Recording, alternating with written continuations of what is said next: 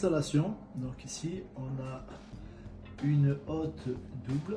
Donc vous voyez que conformément aux préconisations constructeurs, on a deux entrées en 315 donc, qui permettent une répartition équitable de la ventilation.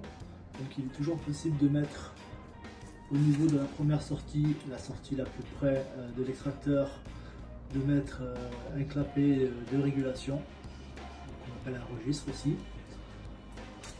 Et donc vous voyez que cette installation, la tourelle n'étant pas possible, a été réalisée avec un caisson. Donc, le moteur est à l'intérieur de ce caisson. L'entretien consiste à enlever le panneau, bien que là on est sur une configuration où le poseur a mis, comme vous pouvez le voir, le caisson à l'envers. On pourra quand même faire le nettoyage en passant par la gaine ici et la gaine extérieure. Et ensuite nous avons en sortie, je vais vous montrer ça,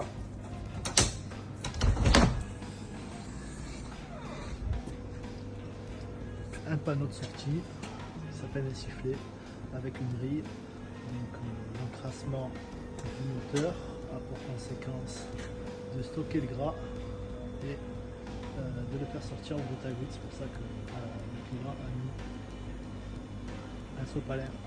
Il ne résout pas le problème, mais c'est par le nettoyage que nous allons le résoudre.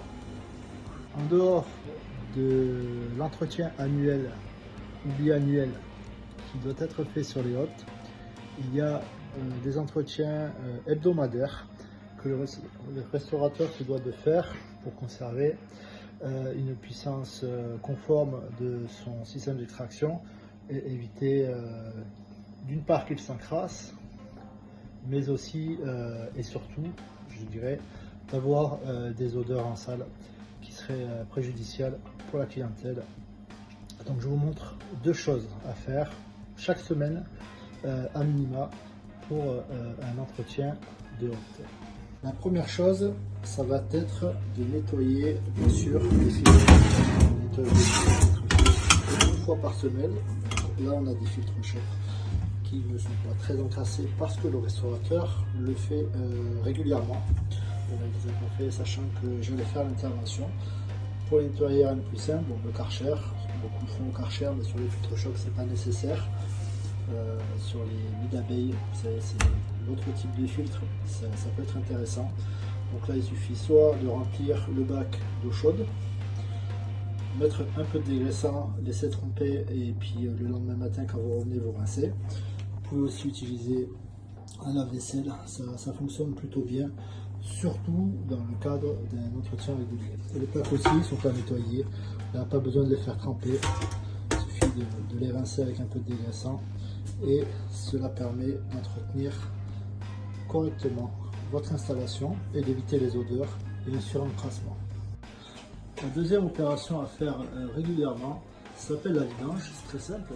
Vous avez généralement sur les hottes un ou deux bouchons de vidange. Donc si la pose a été faite correctement, la pente a été prévue pour stocker le gras au niveau du bouchon. Et puis vous faites ça une fois par semaine à minima. On dévisse. Et là on va récupérer le gras.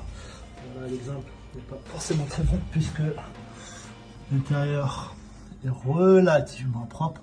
Mais vous allez voir avec l'aide d'une spatule, je vais pouvoir ramener tout le gras dans mon seau. Et ça, pareil, quelque chose à faire régulièrement pour éviter que le gras cuise et fasse des odeurs.